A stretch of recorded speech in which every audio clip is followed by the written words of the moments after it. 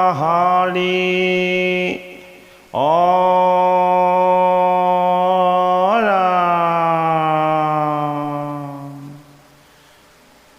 কৃষ্ণ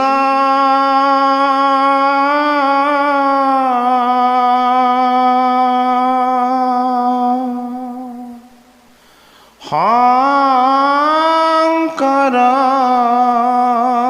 গুৰু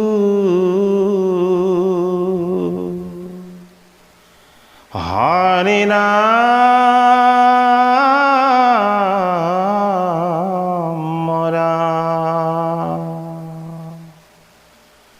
ॐ नमो भगवते वासुदेवाय। হে কৃপালু বৈষ্ণৱ সমস্ত, আমি পুনৰ ক্ৰমশ আৰম্ভ কৰা পুৰঞ্জন সংবাদ ভাগৱতৰ চতুৰ্থ স্কন্ধৰ দ্বিতীয় ভাগী পাঠ আৰু পৰ্যালোচনালৈ আমি আপোনাক সবক সেৱা জনাইছোঁ। প্ৰথম ভাগী পাঠ আৰু পৰ্যালোচনাত কিছুমান তাত্ত্বিক দিশৰ আমাৰ বিশ্লেষণ যেন ৰৈ গৈছিলে, যে অভিজ্ঞতা মিশ্ৰ বুলি যাক কোৱা হৈছে সেয়ানো কি বুলি কোৱা, সেয়ানো কি বস্তু, অৰ্থাৎ সেয়া হ'ল ৰজা পুৰঞ্জনৰ সখীত্ব। পৰমেশ্বৰহে জগতৰ স্বামী, তেওঁহে বিশ্বব্ৰহ্মাণ্ডক ৰক্ষা কৰি থাকে, তেওঁক পৰিত্যাগ কৰি জীৱই নৱখন দ্বাৰেৰে বিষয় ভোগ কৰি থাকে। জীৱই আন দেহ ত্যাগ কৰি মানৱ দেহ গ্ৰহণ কৰিহে বিষয় ভোগ কৰিব পাৰে। জীৱাত্মাই বুদ্ধিক আশ্ৰয় কৰি মানৱ দেহ ধাৰণ কৰি ইন্দ্ৰিয়ৰ সহায়ত যি বাঞ্ছা কৰে সেই দ্ৰব্য লাভ কৰি আনন্দ মনে বিষয় ভোগ কৰি থাকে। তাত উল্লেখ কৰা 10জন বীৰক আমি 10টি ইন্দ্ৰিয় বুলি বুজিব লাগিব। এই 10টি বীৰ পুৰঞ্জন ৰজাৰ ৰাণীৰ লগত আছিল। সেই 10টি বীৰক 10 ইন্দ্ৰিয় বুলি আমি বুজি ল'ব লাগিব।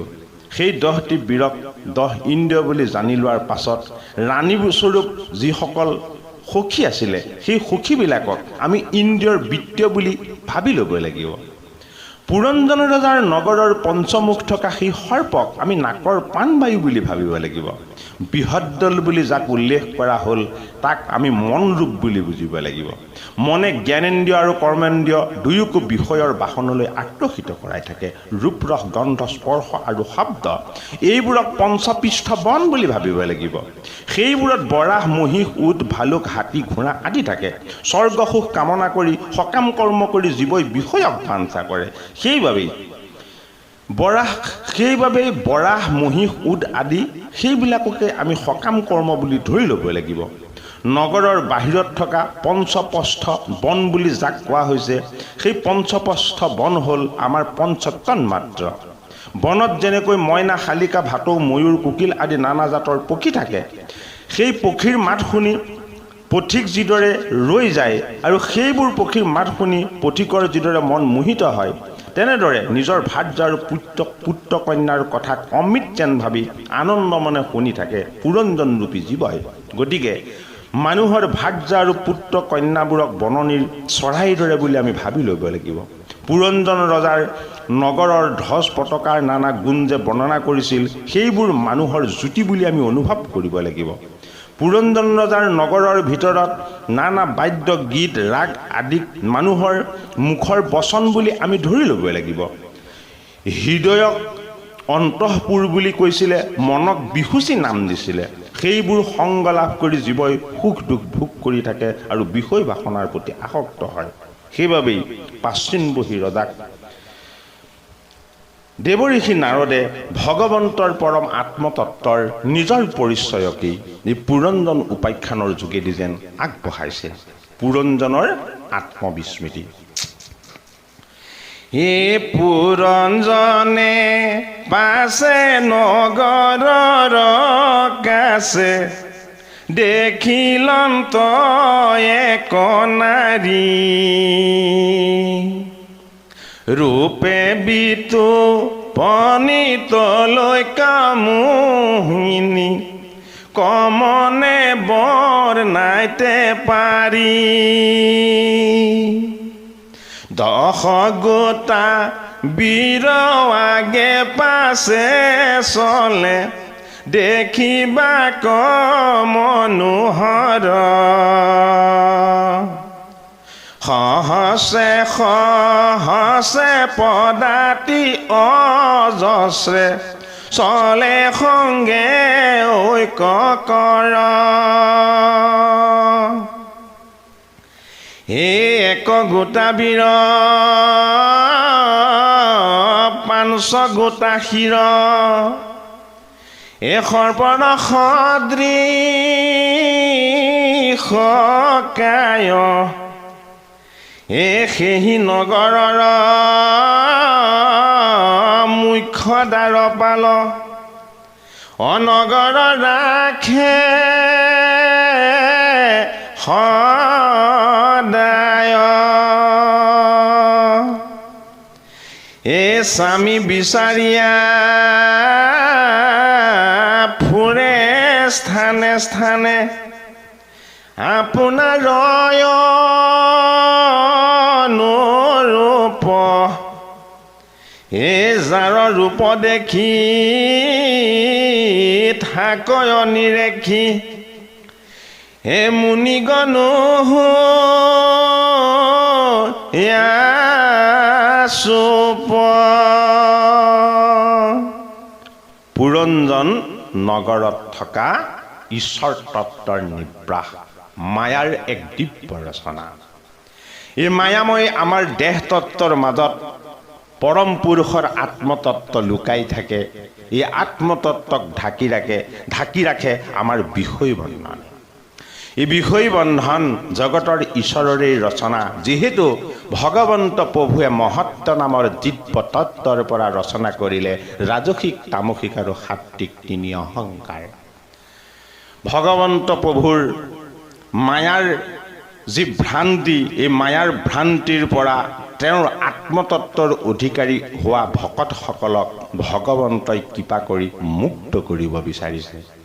প্ৰাচীন ব্ৰহ্মৰূপী ৰজাৰ ওচৰত নাৰদৰূপী দেৱঋষিজনে আহি ভগৱন্তৰ আত্মতত্ত্বৰ শুদ্ধ চৈতন্য সনাতন দিব্য মায়াৰ মাজতে ঈশ্বৰৰ তত্ত্বনো কেনেদৰে আমাৰ দেহৰূপী নগৰত পুৰঞ্জনৰূপী জীৱৰ মাজত লুকাই আছে, এই তত্ত্ব কথাকেই বিদিত কৰিছে। সেইবাবেই পুৰঞ্জন মানেই হ'ল জীৱাত্মা, আৰু এই জীৱাত্মাই প্ৰকৃতিৰূপী দেহত আশ্ৰয় কৰি থাকে। এই প্ৰকৃতিৰূপী দেহেই হ'ল এগৰাকী দিব্য অনন্য সুন্দৰী যেন ৰমণী বা নাৰী। এই শৰীৰে সকলোকে মোহিত কৰে, শৰীৰত থকা সৌন্দৰ্যই সকলোকে আকৰ্ষিত কৰে। এই শৰীৰৰ লগত 10 গোটা বীৰৰূপী 10টা ইন্দ্ৰিয় থাকে, 5টি কৰ্ম ইন্দ্ৰিয় আৰু 5টি জ্ঞান ইন্দ্ৰিয়। এই ইন্দ্ৰিয় সত্তাৰ মাজত জগতৰ ঈশ্বৰৰ পৰম পবিত্ৰ সত্তা প্ৰৱেশ হৈ থাকে। কিন্তু ভগৱন্ত কৃষ্ণই অৰ্জুনক গীতাত কৈছে যে হে অৰ্জুন, ইন্দ্ৰিয়বিলাকৰ ভিতৰত তুমি মোক মন বুলি জানিবা।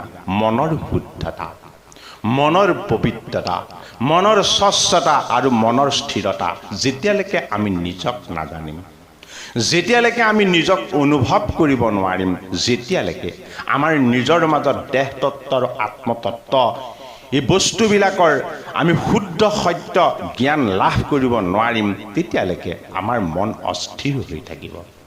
ইন্দ্ৰিয়ৰ বাসনাবিলাকে 10জন বীৰৰ দৰে ৰাৱণৰূপী ৰিপুময় বাসনাৰ ফালে আমাৰ মনক টানি নিব।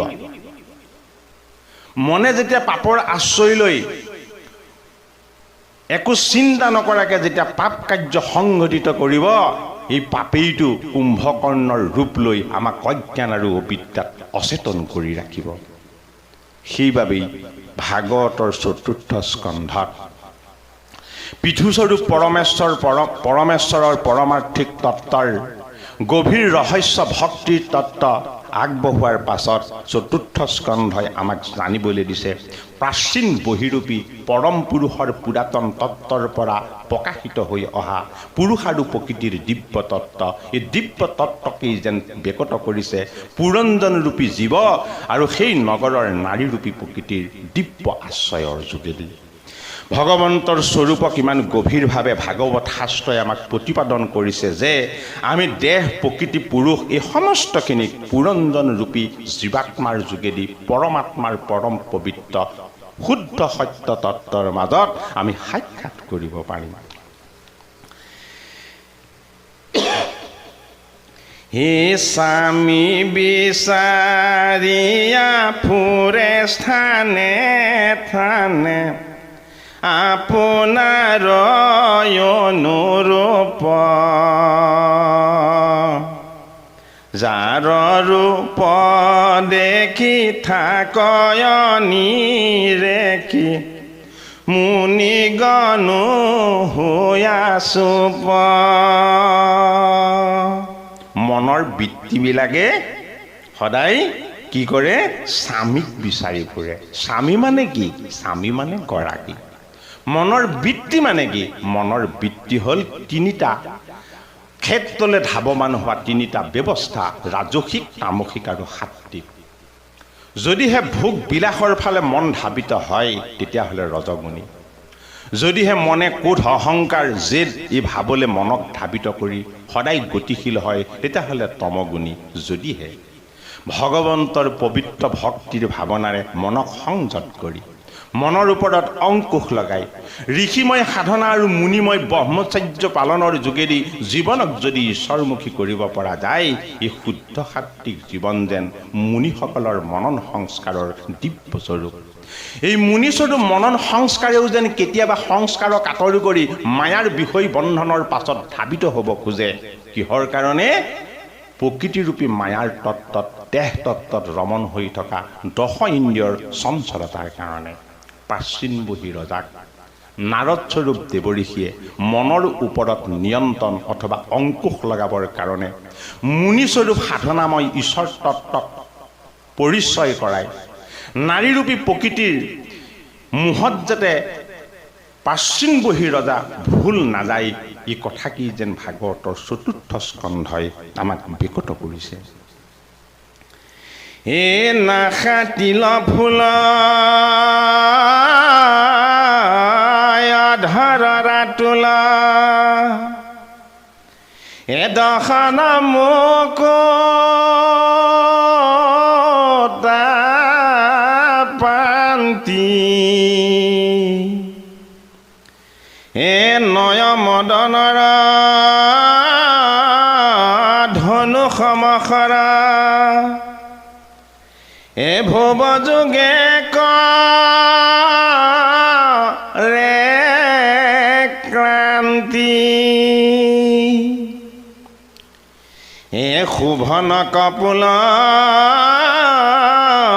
দেখিতে আমোল অকেশ চয়ৰু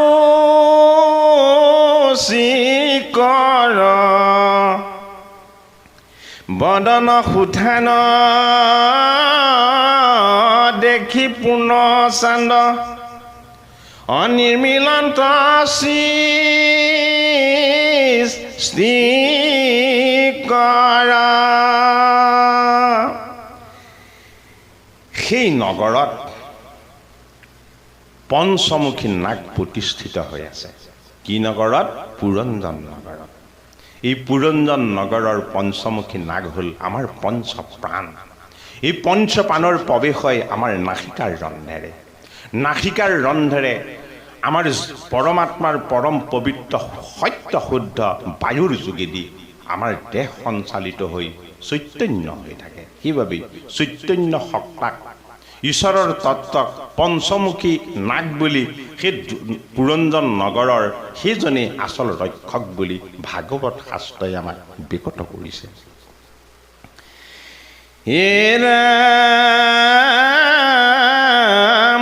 সম দুই কৰ্ণ আতি বিতুপন এ কুণ্ডলে আশ্ৰয় ধৰি হে গণ্ডস্থল মাজে দুলীয়া বিৰাজে হে আতি জলম কৰি। অৰ্থাৎ পুৰঞ্জন নগৰত থকা প্ৰকৃতিৰ তত্ত্ব দেহ ৰূপৰ কথা বৰ্ণনা কৰিছে যেন ভগৱন্তৰ ৰূপৰ সৈতে এই ৰূপ সদৃশ। এনেকুৱা ধৰণৰ ভগৱন্তৰ যিদৰে ভ্ৰুযুগল মদনৰ ধনুৰ দৰে, যিদৰে তেওঁ দেহ অত্যন্ত সুঠাম আৰু সুন্দৰ, সুশোভিত আৰু পূৰ্ণ চন্দ্ৰৰ দৰে, ঠিক সেইদৰে সৃষ্টি কৰে প্ৰত্যেকজন নৰ ৰূপকেই যেন ভগৱন্ত ঈশ্বৰৰ ৰূপটোকেই দান কৰি নিৰ্মাণ কৰিছে। এই ৰূপত যেন ঋষিমুনিসকলো মোহিত হৈ থাকে। এই কৰ্ণৰ যি দুই বিতুপল কুণ্ডলৰ কথা কৈছে, এয়া হ'ল আমাৰ কৰ্ণত থকা শ্ৰৱণ শক্তি। এই শ্ৰৱণ শক্তিয়ে আমাক জগতৰ ঈশ্বৰৰ শব্দময় ব্ৰহ্মক আমাৰ হৃদয়ত প্ৰৱেশ কৰায়। ভগৱন্ত কৃষ্ণৰ কথা কাণৰ ৰন্ধেৰে আমাৰ হৃদয়ত যেতিয়া প্ৰৱেশ হয়, হৃদয়ৰ লগত শব্দৰ প্ৰৱেশে হৃদয়ত ঈশ্বৰৰ সত্তাক যেন স্পৰ্শ কৰে। ঈশ্বৰৰ সত্তাৰ মাজত থকা পৰম পবিত্ৰ ঐকান্তিক সুখ কৰ্ণত উজ্জ্বল ৰত্নৰ দৰে জিলিকি থকা ভগৱন্তৰ যেন ঐশ্বৰিক সত্তা, এই তত্ত্বকেই পুৰঞ্জন নগৰত যেন আমাক ভাগৱতে দৰ্শন কৰাইছে। এ চাম শৰীৰত জলে পীত বস্ত্ৰ, অসদিশে নাহি কেজাৰ, কতি মাজে হেম মেখলা প্ৰকাশে, নানা ৰত্নে জাতিস্কাৰ,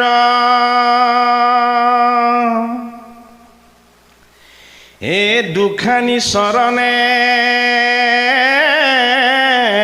কনক নুপুৰ, এৰুণ জোন কৰি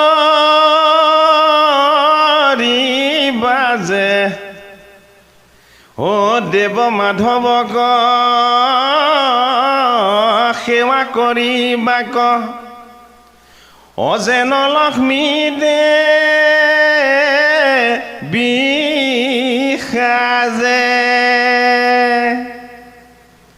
হাতী উচ্চ তৰা পিন পয়োধৰ, শ্ৰীফলা সম কঠিন, অন্য অন্যে দুয়ো সমানে প্ৰকাশে, খানি কোনো হায়াহীন।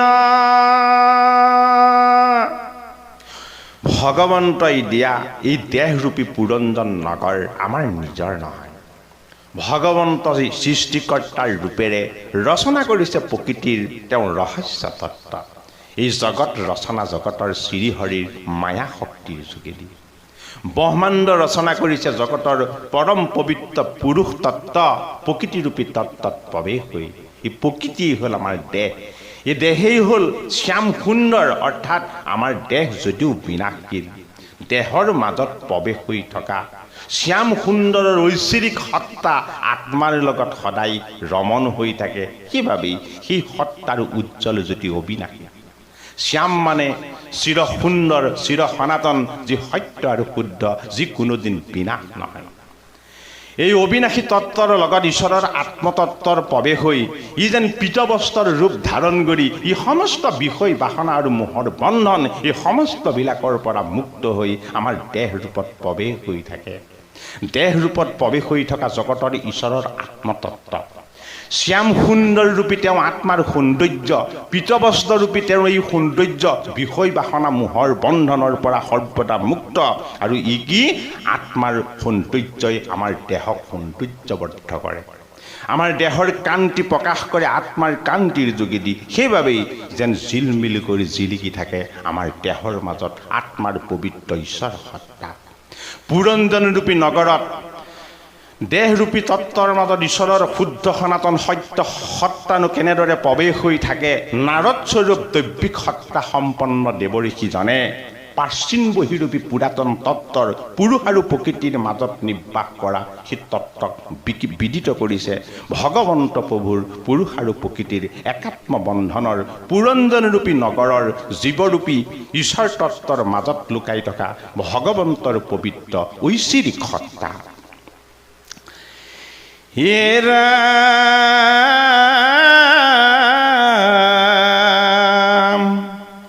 হেন পয়োধাৰা বস্ত্ৰ অঞ্চলে এ ঢাকি ঢাকি ধীৰে যায় হে আতি মধ্যখিনি গজেন্দ্ৰগামিনী হে লাজে বনা তকায়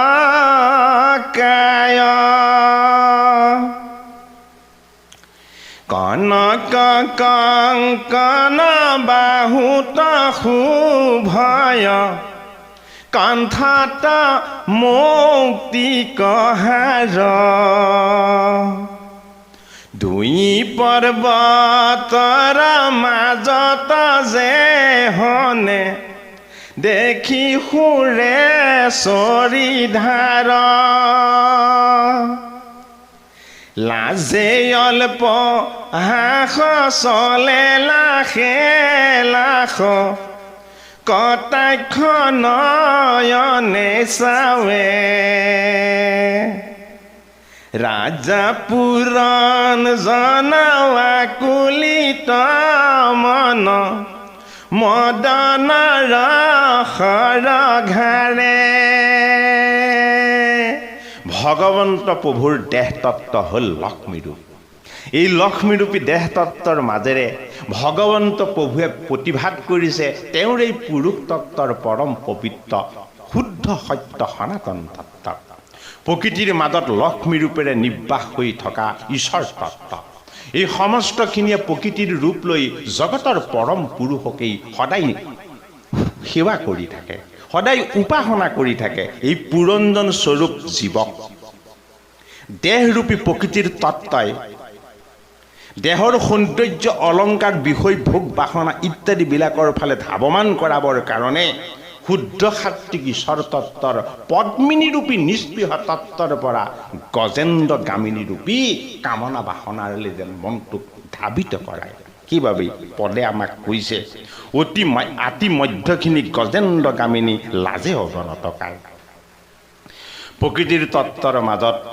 কামনা বাসনা মোহ মায়া ইত্যাদিবিলাক গজেন্দ্ৰ সদৃশ গজেন্দ্ৰগামিনী অৰ্থাৎ আমাক সেই ৰাজসিক বৃত্তিৰ ফালে মনক যেন ধাবিত কৰায় আমাৰ মনক যেন আকৰ্ষিত কৰায় পুৰঞ্জনৰূপী জীৱৰ ঈশ্বৰ তত্ত্বৰ পৰা আঁতৰ হৈ অহাৰ মায়াৰ বাসনা আৰু ভ্ৰান্তি ভাগৱতৰ ৪ৰ্থ স্কন্ধত দেৱঋষি নাৰদ প্ৰভুৱে প্ৰাচীন বহি ৰজাক অতি সুন্দৰভাৱে এইদৰে বেকত কৰিছে হে বিনয় প্ৰকাৰে খনিত চাপিয়া হে বোলে পুৰঞ্জনৰায়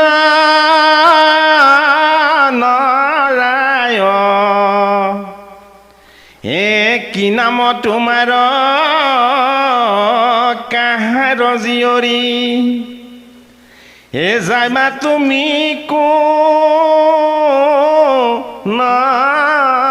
ঠাই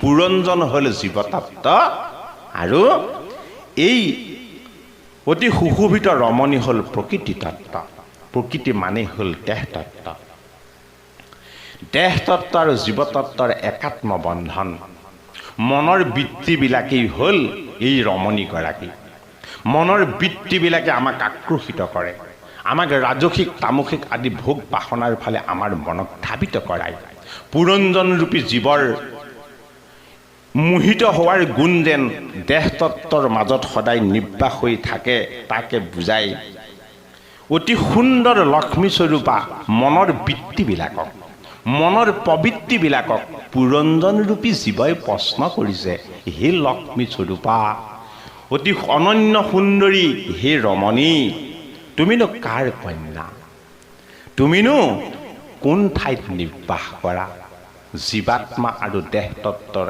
একাত্ম বন্ধন মন আৰু মনৰ বৃত্তিৰ মাজত প্ৰকৃতিৰ তত্ত্বৰ নিৰ্বাস অতি গভীৰ ৰহস্য তত্ত্ব এই ৰহস্য তত্ত্ব যদি আমি অনুভৱ কৰিব নোৱাৰোঁ ভাগৱতৰ চতুৰ্থ স্কন্ধ ভাগৱত ভগৱন্তৰ সোঁউৰুৰ ৰূপ লৈ উৰ্বশীৰূপী নিষ্কাম ভক্তিৰ তত্ত্বৰে আমাৰ মনক ধাবিত কৰাব খুজি আমাৰ যদি পুৰঞ্জনৰূপী জীৱক আত্মবিস্মৃতিৰ মায়াৰ মোহৰ বন্ধনত সদায় যদি লুকুৱাই ৰাখে, তেতিয়াহ'লে ঈশ্বৰ তত্ত্বৰ পৰম পবিত্ৰ পুৰুষৰ সনাতন শুদ্ধ তত্ত্বক আমি অনুভৱ কৰিব নোৱাৰিম। ভাগৱতৰ চতুৰ্থ স্কন্ধাই পুৰঞ্জনৰূপী জীৱক মনৰ বৃত্তিৰূপী এই ৰমণীৰ ফালে কেনেদৰেনো ধাবিত কৰায়, আমাক তাকেই সুন্দৰকৈ প্ৰত্যক্ষ কৰাইছে। কমল পত্ৰৰ সমান লোচন মুখত মূল হাঁহি স্থানে হাঁহিয়া কি কাৰ্যে ফুৰা অকৈ ৰহন্তে আশায়াসী। মনৰ বৃত্তিৰূপী ৰমণীক পুৰঞ্জনৰূপী জীৱই প্ৰশ্ন কৰিছে। কি বুলি কৈছে? যে কমল পত্ৰৰ সমান তোমাৰ লোচন, অৰ্থাৎ প্ৰকৃতিৰ তত্ত্বত কোনো কাম ভাৱ নাই। বায়ুৱে আমাক সুশীতল বতাহ দিয়ে, নদীয়ে আমাক জল দিছে, আকাশে আমাক উদ্ধৰ এটা ৰূপী দৃষ্টি দিছে, পৃথিৱীয়ে আমাক আশ্ৰয় দিছে, প্ৰকৃতিয়ে আমাক সমস্ত সম্পদৰ যোগান ধৰিছে। অথচ এইবিলাকে কোনোদিন আমাৰ পৰা একো বিচৰা নাই। প্ৰতিদানত আমাৰ পৰা একো প্ৰতিদান তেওঁলোকে বিচৰা নাই। সেইবাবেই ভগৱন্তৰ ঈশ্বৰৰ ৰচনা এই প্ৰকৃতিৰূপী দেহ তত্ত্বও কমল সদৃশ নিস্পৃহ তত্ত্ব। বিষয় বাসনা আৰু বিষয় বাসনাৰ বন্ধনৰ বাবে প্ৰকৃতিৰ তত্ত্বক ঈশ্বৰে ৰচনা কৰা নাই। মনৰ বৃত্তিবিলাকেহে এই প্ৰকৃতিৰ তত্ত্ববিলাকক কলুষিত কৰে, গজকামিনী কৰে, আমাক বোকাময় কৰে। বোকাৰ পৰা ঊৰ্ধ্বগামী কৰা পদ্ম সদৃশ নিস্পৃহ তত্ত্ব ভাগৱত ভগৱন্তৰ চতুৰ্থ স্কন্ধত প্ৰকৃতিৰ তত্ত্বৰ মাজতো কেনেদৰে নিৰ্বাস হৈ মনৰ বৃত্তিবিলাকক আমি যদি মায়াৰ ফালে লৈ যাওঁ, মনৰ বৃত্তিবিলাকক যদি আমি মোহৰ ফালে লৈ যাওঁ, মনৰ বৃত্তিবিলাকক যদি আমি ইন্দ্ৰিয়ৰূপী বাসনাৰ ফালে ধাৱমান কৰাওঁ, তেতিয়াহ'লে এই মনৰ বৃত্তিয়ে মৃগয়াৰ ৰূপ লয়, মাৰিচৰ ৰূপ লয়, ৰাৱণৰ ৰূপ লয়, কুম্ভকৰ্ণৰ ৰূপ লয়, হিৰণ্যাক্ষ আৰু হিৰণ্যকশিপুৰ ৰূপ লয়। মনৰ বৃত্তিত বাস কৰা শুদ্ধ সত্য পবিত্ৰ তত্ত্ব ধ্ৰুৱৰূপী সত্য সনাতন ঈশ্বৰ সত্তা, নাৰদ স্বৰূপ দেৱ ঋষিৰ মনন সংস্কাৰৰ শুদ্ধ সত্য ঈশ্বৰৰ নিগুণ তত্ত্ব। সেইবাবেই পচেতসগণৰ বৃত্তিকো বুজাইছে আৰু জনাইছে যে সেই পচেতস ৰূপী 10 ইন্দ্ৰিয়ৰ 10 তত্ত্বৰ গৰাকী স্বৰূপ সেই প্ৰাচীন বহিৰূপী পুৰাতন পবিত্ৰ তত্ত্ব মই তোমাক বেকত কৰিলে তোমাৰ 10 ইন্দ্ৰিয় স্বৰূপ এই 10 পচেতসগণ বাহ্যিকমুখী বিষয় বাসনাৰ ফালে ধাৱমান নহৈ জলৰূপী মায়াৰ সমুদ্ৰটো ডুব গৈ ভগৱন্তৰ ৰুদ্ৰৰূপী ঈশ্বৰৰ সংহাৰময় কাম ক্ৰোধ লোভ মোহ বাসনাক সংহাৰ কৰি দিব পৰাৰ তত্ত্ব হৈ ৰুদ্ৰৰ গীত হৈ জলৰ মাজত যেন 10,000 বছৰ ঈশ্বৰক উপাসনা কৰিব। সেইবাবেই 10 পচেতসে গভীৰ জলৰ মাজত 10,000 বছৰ ভগৱন্ত প্ৰভুক উপাসনা কৰিছে। ভগৱন্ত প্ৰভুক উপাসনা কৰাবৰ কাৰণে আমাৰ ইন্দ্ৰিয়ৰ বৃত্তিবিলাকক আমি নিয়োগ কৰিব লাগিব। সংসাৰৰ গভীৰ মায়াৰ জলেৰে আমাৰ এই দেহ তত্ত্ব ভৰপূৰ হৈ ৰাজসিক তামসিক সাত্বিক তিনি অহংকাৰেৰে সৈতে আমাক লোভ মোহ কাম ক্ৰোধ অহংকাৰৰ ফালে সদায় নিব বিচাৰিছে। ভাগৱতৰ চতুৰ্থ স্কন্ধই পুৰঞ্জনৰূপী জীৱতত্ত্বৰ বিশেষ আধ্যাত্মিক তত্ত্বৰ যোগেদি আমাক যেন প্ৰকৃতিৰূপী আমাৰ মনৰ প্ৰবৃত্তিবিলাকক শুদ্ধ সত্য ঈশ্বৰ তত্ত্বৰ ফালে ধাৱমান কৰাব খুজিছে। ইটো পৰীক্ষা নয়াতি বিতুপন দেখিয়া শৰীৰ জোৰে 10 গোটা বীৰ আগে পাছে চলে আকাশত যেন উৰে। মনৰ বৃত্তিবিলাকৰ ইমান শক্তি যে ই আমাক লোভ মোহ কাম ক্ৰোধ দম্ভ দ্বেষ অহংকাৰ ঘৃণা তৃষ্ণা ভয় এইবিলাকলৈ আমাক ধাৱমান কৰে। এই বেয়া বস্তুবিলাকলৈ আমাক সদায় ধাৱমান কৰায় মনৰ উপবৃত্ত বৃত্তিবিলাকে। মনৰ বৃত্তিবিলাকৰ নামেই হ'ল পুৰঞ্জন নগৰত নিৰ্বাস কৰা নাৰীৰূপী পুৰঞ্জনৰ ভাৰ্যাতত্ত্ব, যাক আশ্ৰয় কৰি জীৱাত্মাৰূপী পুৰঞ্জন বৰ্তি থাকে। সেইবাবেই দহগোটা বীৰ আগে পাছে চলে। এই দহগোটা বীৰেই হ'ল আমাৰ লগত নিৰ্বাস হৈ থকা 5টা কৰ্ম ইন্দ্ৰিয় আৰু 5টা জ্ঞান ইন্দ্ৰিয়। এইবিলাকৰ সদায় বিষয়ভোগৰ বাসনা আকাশৰ সমান ঊৰ্ধ্বগামী, আকাশতকৈও যেন বেছি বিশাল হ'ব খোজে। মন উৰণীয়া পক্ষী, মন ধাৱমান হয় ক্ৰমান্বয়ে লোভৰ পৰা মোহলৈ, মোহৰ পৰা ক্ৰোধলৈ, ক্ৰোধৰ পৰা দম্ভলৈ। এইদৰে মনৰ চঞ্চলতাৰ যেন দৌৰৰ সীমা নাই। সেইবাবেই আমাৰ মনৰ বৃত্তিক বুজাই কৈছে যে দহগোটা বীৰৰ যি লক্ষ্য, সেই লক্ষ্য যেন আকাশৰ পৰাও বহুত ওপৰলৈ। হে নেত্ৰ ফালি মাথে বাৰু খান্দা হাতে, পদ ভৰে মোহি কাম্পে, তলৈক ভিতৰে কেবে সম নাহি, যমক যুঁজিবে জাম্পে। হে কনক কংকন বাহুত ভূষণ, হে অংগ দেখি তিস্কাৰ, সুবৰ্ণ কুণ্ডলে কৰ্ণ শোভা কৰে, এই গলত সোণা ৰহাৰ। কি বুলি কৈছে? নেত্ৰ দুটা খুলিলেই হাতত যেন অস্ত্ৰ লৈ পদৰ ভৰত গোটেই দেহৰূপী পৃথিৱী কঁপাই, তলৈক্যৰ ভিতৰতেই মনৰ সমান শক্তিশালী, মনৰ বৃত্তিবিলাকৰ সমান শক্তিশালী যেন কোনো নাই। যমৰূপী মৃত্যুপতিৰ লগতো যেন আমাৰ মনৰূপী ঘোঁৰাই যেন যুঁজ দিব খোজে। এই তত্ত্ব ভাগৱতৰ 4ৰ্থ স্কন্ধৰ পুৰঞ্জন স্বৰূপ ঈশ্বৰ তত্ত্বৰ মাজত আমাক বিদিত কৰাইছে।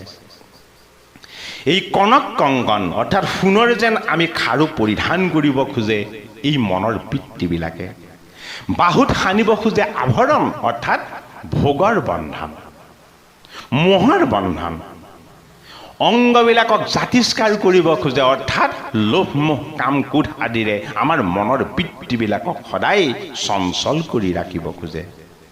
সুবৰ্ণৰূপী সাত্বিক বস্তুবিলাকলৈ অৰ্থাৎ আকৰ্ষণ কৰা বস্তুবিলাকলৈ আমাৰ মন যেন বেছি ধাবিত হয়। কৰ্ণৰ শোভা কৰে অৰ্থাৎ কাণেৰে সৈতে কেৱল নিজৰ যশ গুণ খ্যাতি ইত্যাদিবিলাককেই যেন শুনিব খোজে। গলত সোণৰ হাৰ অৰ্থাৎ সোণৰূপী গলৰ হাৰে নিজৰ মনৰ কামনা বাসনাবিলাকৰ কথাই যেন প্ৰকাশ কৰে তাৰ তত্ত্ব। পুৰঞ্জনৰূপী জীৱময় নগৰত মনৰ বৃত্তিৰূপী তেওঁ ভাৰ্যাৰ যি তত্ত্ব, এই ভাৰ্যাৰ তত্ত্ব ভাগৱতৰ 4ৰ্থ স্কন্ধই আমাক বিকট কৰিছে। হে কটিপিত ধুতি তাহাতে কিংকিনি, হে বাজেৰু নজোন কৰি, হে চৰণে নুপুৰ সঘনে বাজয়, হে সবাকো ফুৰে আৱৰি, এ পঞ্চমুণ্ডে জানা মহাসৰ্বগোট, এ চলয় তোমাৰ আগে, ইটো স্ত্ৰীগণ তোমাৰ কি হয়, কহিও কাম ভাগে, হে লক্ষ্মী স্বৰূপা প্ৰকৃতিৰ ৰূপী ৰমণী, মনৰ বৃত্তিটোকেই যেন ইয়াত এগৰাকী সুন্দৰ ৰমণী বুলি কৈছে। এই মনৰ বৃত্তিৰ লগত পঞ্চমুকুট পৰিহিত পঞ্চপাণৰ তত্ত্ব নাসিকাৰ ৰন্ধ্ৰৰ মাজেৰে প্ৰৱেশ হৈ থাকে।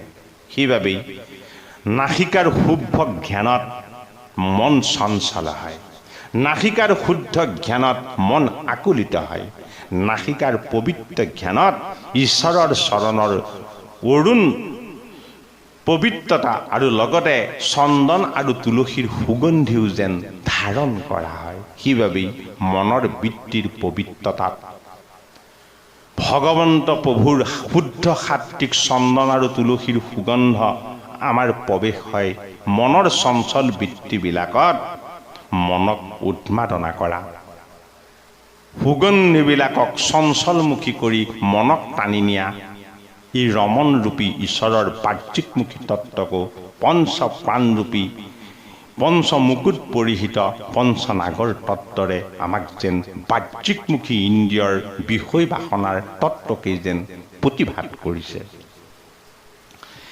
সবাৰো পৰি একে অধিকাৰী হে নজানো অনুমানে, তোমাৰ আমাৰ কমন সম্বন্ধ কৈও বিদ্যমানে।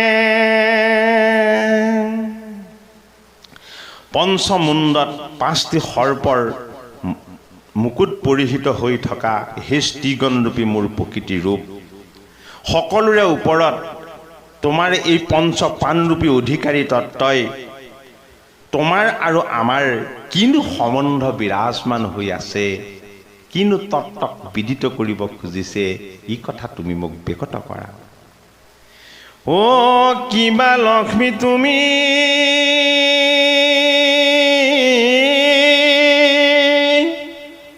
বিষ্ণুক চাহিয়া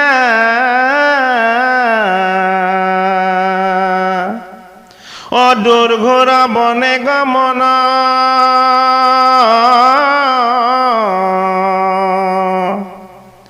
তোমাৰ দুখনি চৰণ দেখিয়া অপবিত্ৰ ভৈলে মন। লক্ষ্মী স্বৰূপা প্ৰকৃতিৰ তত্ত্বত ঈশ্বৰৰ অৰুণ চৰণৰ জ্যোতিয়েই প্ৰকাশিত হয়। ভগৱন্ত প্ৰভুৰ ভাৰ্যা হ'ল লক্ষ্মী। ভাৰ্যা ৰূপেৰে যিদৰে লক্ষ্মীয়ে ভগৱন্ত বিষ্ণুৰ চৰণ সেৱা কৰে, প্ৰকৃতি ৰূপেৰে সমস্ত জীৱসত্তাকে তেওঁৱেই সেৱা কৰি আছে, তেওঁৱেই শুশ্ৰূষা কৰি আছে, তেওঁৱেই যেন ঈশ্বৰৰ সত্তাৰ মাজত ৰমণ কৰাই আছে।